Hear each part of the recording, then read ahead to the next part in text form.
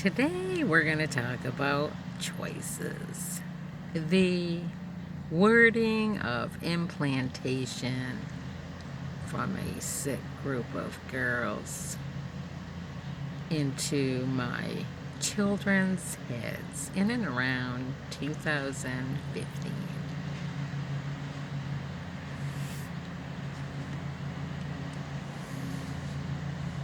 Now, I'm not going to go back and what I already know about them, but I'm going to respond to them. Hit them where it hurts the most, which is the knowledge they never gained from high school or by the observation of their own surroundings when they were younger, because they were so caught up in the sickness of their ongoing jealousy. I mean, there's portions of everybody's brain, and some people just can't remove themselves from the section of the brain that causes a ramping, insane stream of jealousy to ignite on a regular basis. And without the proper counseling, and in some cases medication, that shit just continues on until their older age. Okay? So let's talk choices. Choices, shall we? You know, choices, let's talk about them, because there's some degree in which people have choices, and it's all dependent on a few factors.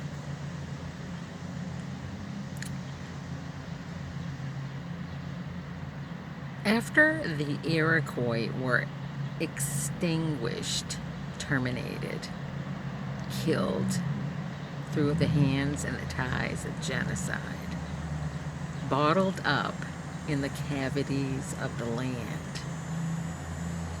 covered with large rocks,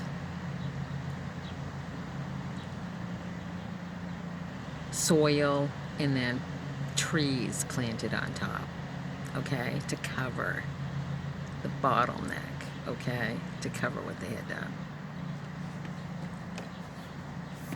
People in other sections of the world started looking at their own history and tying out various factors, and they found large references to the Iroquois in their countries.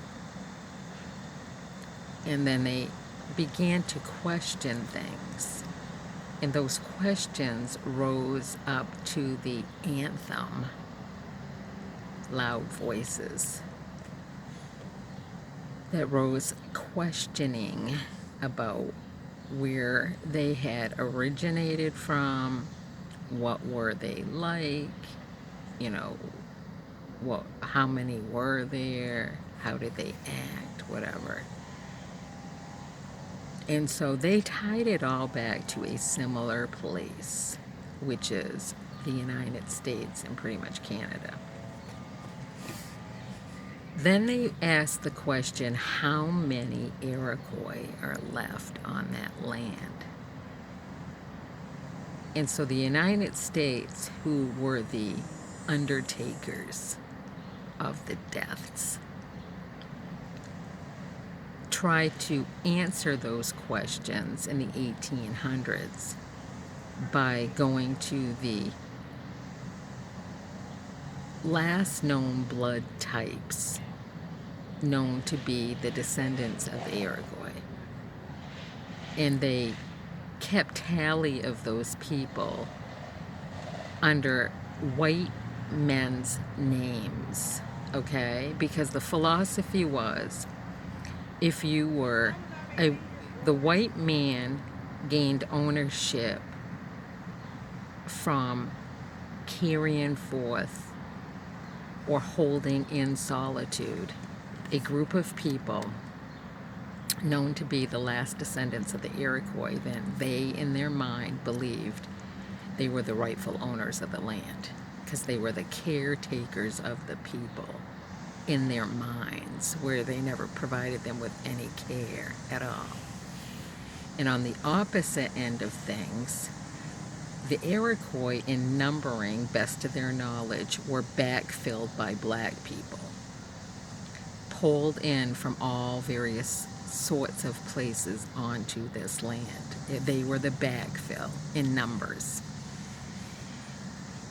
The white man who believed that holding the next known blood types in a single place under their name gave them ownership of the land. On the opposite end of the spectrum, the people that were pulling in black people believed that if they were the owners of the land through the solitary confinement of these people with varying blood types, then the people that were carrying in black people were carrying the muscle in the form of labor to get things done their way. And so when the two mindsets came together, that's when stuff started to change. Not for the better, but for the worse. Because this land was largely developed in massive resources, okay? It's not here anymore.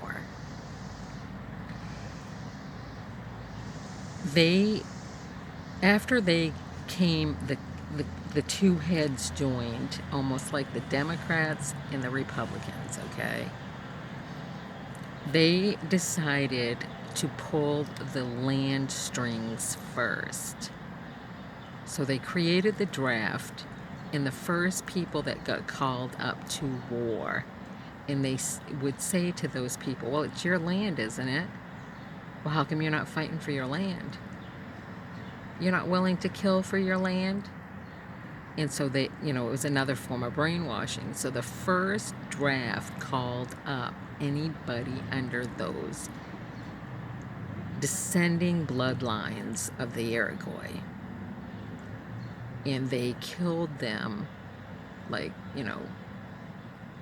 go to the, like, the Pacific type wars and what happened there. Then they really got themselves caught up in some minutia, let's say, on the war front. And they had no other choice where they had to start drafting up white people. They got themselves into, that thought process, what they did, really fucked them.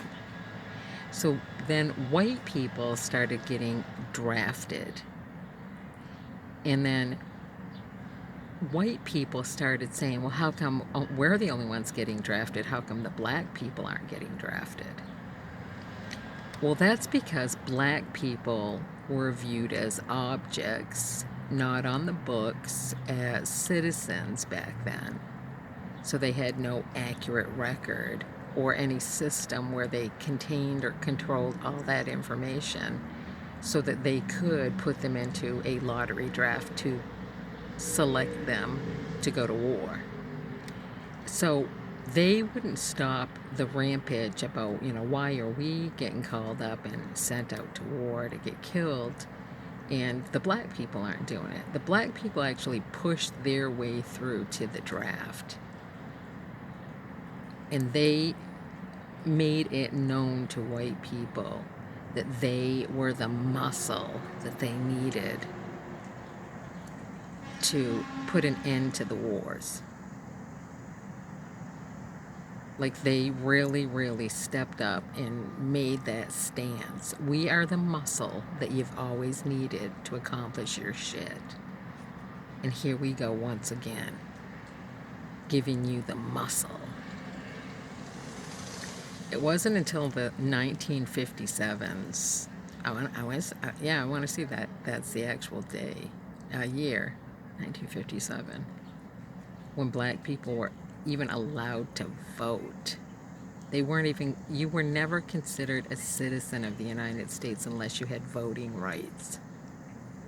Those people, hundreds and thousands of them, never made the choice to be part of that sick system that was created by the United States. They were left with no option. It was just a process that took place. And choices are a matter of money and the selection on a shelf with the number of bottles of perfume and candy bars and bags of chips. Oh, which one should I choose? That's a choice. When you have little to no money, you're left with options. And decisions are critical points in the road, like intersections. Do I go left, right, or straight? Or do I slap this bitch in reverse and turn around? So all these years that you were implanting that choice word into my kids' heads when you had no clue what the hell you were saying, the words slipping out of your mouth, somebody needs to slap you down and give you a full education. I'm going to leave some links. Start tying this shit out. It's the truth. That's the Democratic and the Republican parties and how they all began in the United States.